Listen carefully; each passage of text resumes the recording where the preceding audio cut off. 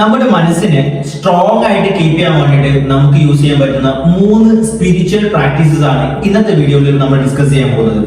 Spiritual practices എന്ന് പറയുമ്പോൾ അതൊരു റിലീജിയസ് ബേസിൽ മതപരമായിട്ടുള്ള ഒരു സംഗതിയേ അല്ല. സ്പിരിച്വൽ എന്ന് ഞാൻ ഉദ്ദേശിക്കുന്നത് ഇവിടെ പേഴ്സണൽ അല്ലെങ്കിൽ നമ്മുടെ ഇൻഡിവിജ്വൽ ആയിട്ട് നമ്മൾ കൂടുതലായിട്ട് കണക്ട് ചെയ്ത് ചെയ്യാൻ പറ്റുന്ന 3 കാര്യങ്ങളാണ്. Hi hello, I M Junaiz. I M an international mind power trainer and hypnotist. നമ്മൾ നമ്മുടെ യൂട്യൂബ് ചാനലിലൂടെ ഡിസ്കസ് ചെയ്യുന്നത് നമ്മുടെ മെന്റൽ ഗ്രോത്തും ഫിസിക്കൽ ഗ്രോത്തും അതുപോലെ തന്നെ സ്പിരിച്വൽ ഗ്രോത്തുമാണ്.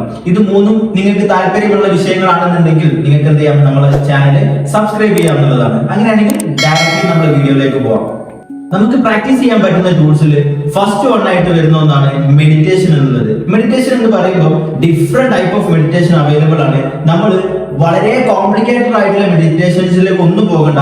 സിമ്പിൾ ആയിട്ട് നിങ്ങൾ കണ്ണടച്ച് നിങ്ങളെ തോട്ട്സിനെ വാച്ച് ചെയ്യുന്ന ഒരു രീതിയിൽ സ്റ്റാർട്ട് ചെയ്യുക എന്നുള്ളത് മാത്രമാണ് നിങ്ങൾ ആദ്യമായിട്ട് ചെയ്യേണ്ടത്. ഈ ഒരു സമയത്ത് വരുന്ന ഓരോ തോട്ട്സിനെയും നിങ്ങൾ വിത്തൗട്ട് ജഡ്ജ് ചെയ്യാതെ അതിനെ അനലൈസ് ചെയ്തുകൊണ്ട് മാത്രം ഇരിക്കുക എന്നുള്ളതാണ്.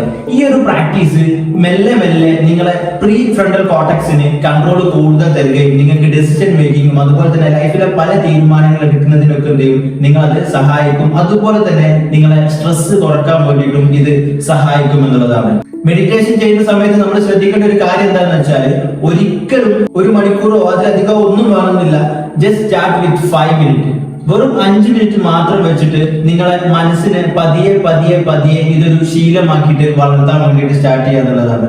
ഒരു തവണ നിങ്ങൾ ഈ ഒരു 5 മിനിറ്റ്സ് ചെയ്ത് പതിയെ അത് നിങ്ങൾക്ക് ശീലമാവുകയാണ് എന്നുണ്ടെങ്കിൽ നിങ്ങൾക്ക് എന്ത് ചെയ്യാൻ പറ്റും, പതിയെ പതിയെ 10 മിനിറ്റിലേക്കും 20 മിനിറ്റിലേക്കും ഒക്കെ എന്ത് ചെയ്യാൻ പറ്റും, അത് നിങ്ങൾക്ക് തന്നെ എക്സ്പാൻഡ് ചെയ്ത് പോകാൻ പറ്റുന്നതാണ്. സോ വലിയ ടാസ്ക് എടുക്കുക എന്നതിലുപരി നിങ്ങൾ അതിനെ കൺസിസ്റ്റന്റ് ആയിട്ട് മുന്നോട്ട് കൊണ്ടുപോകുക എന്നുള്ളതാണ് എന്ത് ചെയ്യേണ്ടത്, ശ്രദ്ധിക്കേണ്ടത്. രണ്ടാമതായിട്ട് വരുന്നതാണ് പ്രാണായാമ. അതായത് നിങ്ങളെ ബ്രീത്തിൽ കൺട്രോൾ കൊണ്ടുവരിക എന്നുള്ളതാണ് പ്രാണായാമ എന്നതിലൂടെ ഞാൻ ഉദ്ദേശിച്ചിട്ടുള്ളത്. അതായത് നമുക്കറിയാം നമ്മളെ ബ്രീത്തും അതുപോലെ തന്നെ നമ്മുടെ ഇമോഷനും ഭയങ്കരമായിട്ട് കണക്റ്റഡ് ആയിട്ടുള്ള 2 സംഗതികളാണ്. നമ്മളെ മനസ്സിനെയും നമ്മളെ ബോഡിയെയും കണക്ട് ചെയ്യുന്ന ബ്രിഡ്ജാണ് നമ്മളെ ബ്രീത്ത് എന്നുള്ളത്.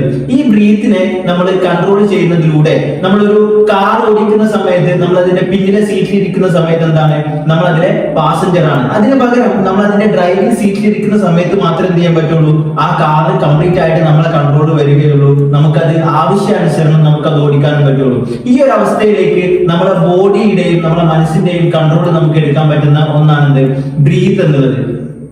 അതുകൊണ്ട് തന്നെ പ്രാണായാമം എന്നതിനെ കുറിച്ചിട്ട് നിങ്ങൾ പഠിക്കുക. എന്നിട്ട് ചെറിയ രീതിയിൽ എന്ത് ചെയ്യാം, പ്രാണായാമം അതായത് നിങ്ങളെ ബ്രീത്തിനെ കൺട്രോൾ ചെയ്യുന്ന രീതിയിലുള്ള പ്രാക്ടീസസ് എന്ത് ചെയ്യാം, നിങ്ങൾ പ്രാക്ടീസ് ചെയ്ത് തുടങ്ങുക എന്നുള്ളതാണ് രണ്ടാമതായിട്ട് പറയാനുള്ളത്. ഇനി മൂന്നാമതായിട്ട് വരുന്നതാണ് സേവ, സെൽഫ് സർവീസ്. നമ്മൾ ബാക്കിയുള്ള ആളുകൾക്ക് വേണ്ടിയിട്ട് വിത്തൗട്ട് എനി എക്സ്പെക്ടേഷൻ, തിരിച്ചൊന്നും പ്രതീക്ഷിക്കാത്ത രീതിയിൽ ഒരു അജണ്ടയോ കാര്യങ്ങളോ ഒന്നും കൂടാതെ ബാക്കിയുള്ള ആളുകൾക്ക് നമ്മളെ സർവീസ്, നമ്മുടെ സഹായം പ്രൊവൈഡ് ചെയ്യുക എന്നുള്ളതാണ് മൂന്നാമതായിട്ട് നമുക്ക് ചെയ്യാൻ പറ്റുന്നത്. ഇതും നമ്മളെ മനസ്സിനെ സ്ട്രോങ് ആയിട്ട് കീപ്പ് ചെയ്യാൻ പറ്റുന്ന ഒന്നാണ്. കാരണം എന്താണെന്ന് വെച്ചാൽ നമ്മൾ ബാക്കിയുള്ള ആളുകളെ അൺകണ്ടീഷണലി സെർവ് ചെയ്യുന്ന സമയത്ത് നമ്മുടെ ബോഡിയിൽ ഡോപ്പമിൻ എന്നുള്ള ഹോർമോണും അതുപോലെ തന്നെ ഓക്സിറ്റോക്സിൻ എന്നുള്ള ഹോർമോണും ഉത്പാദിപ്പിക്കപ്പെടുന്നുണ്ട്. ഇതൊന്ന് ഹാപ്പിനെസ് ഹോർമോണും അതുപോലെ തന്നെ ബോണ്ട് ഹോർമോണുമാണ്. ഇത് രണ്ടും എന്തെയും നമ്മളെ കൂടുതൽ ഹാപ്പി ആയിട്ട് ജീവിക്കാൻ വേണ്ടിയിട്ട് സഹായിക്കും എന്നുള്ളതാണ്.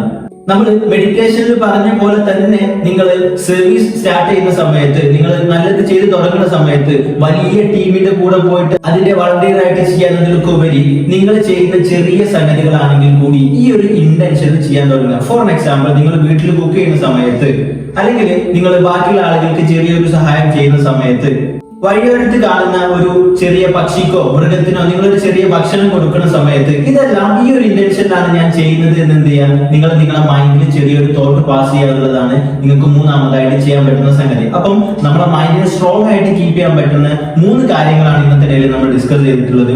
ഒന്ന് മെഡിറ്റേഷൻ ആണ്, രണ്ടാമത്തത് പ്രാണായാമയാണ്, മൂന്നാമത്തത് സേവ എന്നുള്ളതാണ്. അപ്പം ഇത് 3ഉം നിങ്ങൾക്ക് പ്രാക്ടീസ് ചെയ്യാം. നിങ്ങളുടെ മൈൻഡിനെ കൂടുതൽ സ്ട്രോങ് ആയിട്ട് എന്ത് ചെയ്യാം, കീപ്പ് ചെയ്യാം എന്നുള്ളതാണ്. Thank you for watching this video and next video next topic ആയിട്ട് കാണാം. Thank you.